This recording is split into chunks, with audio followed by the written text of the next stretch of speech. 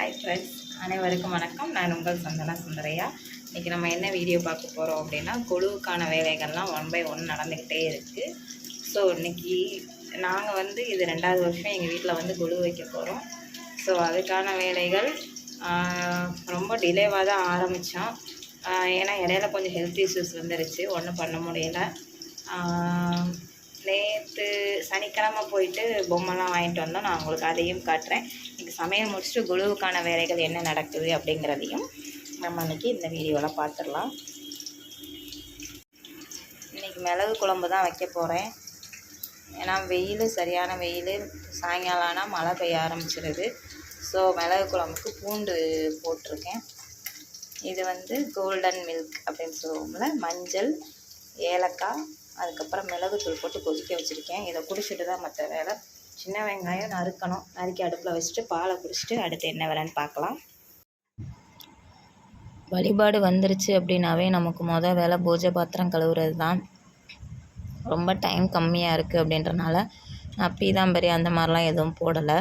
இந்த மாதிரி நல்லா தண்ணி கொதிக்க வச்சுட்டு அதில் புளி போட்டு நம்ம விம் லிக்யூட் ஜெல் இருக்குது பார்த்திங்களா, அதுவும் கொஞ்சம் போட்டுட்டேன். நல்லா போட்டு நல்லா ஒரு கொதிக்க வச்சு இறக்கிட்டேன். இப்படி பண்ணும்போது என்ன ஆயிடுச்சு அப்படின்னா, அதில் இருக்க அந்த எண்ணெய் பிசுக்கு எல்லாமே உங்களுக்கு தனியாகவே பிரிஞ்சு வந்துருச்சு. ரொம்ப சீக்கிரமாகவும் கழுவ முடியும். ஒர்க்கிங் போகிற லேடிஸ்க்கெலாம் இந்த டிப்ஸ் ரொம்ப நல்லாயிருக்கும்.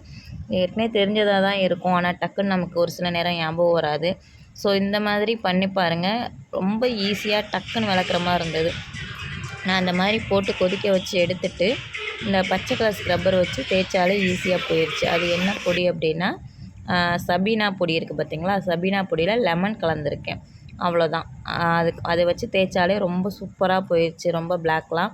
அதுக்கப்புறம் நல்லா ஒரு காஞ்ச டவல் வச்சு எல்லாத்தையும் தொடச்சி எடுத்து வச்சிட்டேன். ஏன்னா டைம்லாம் ரொம்ப கம்மியாக தான் இருக்குது.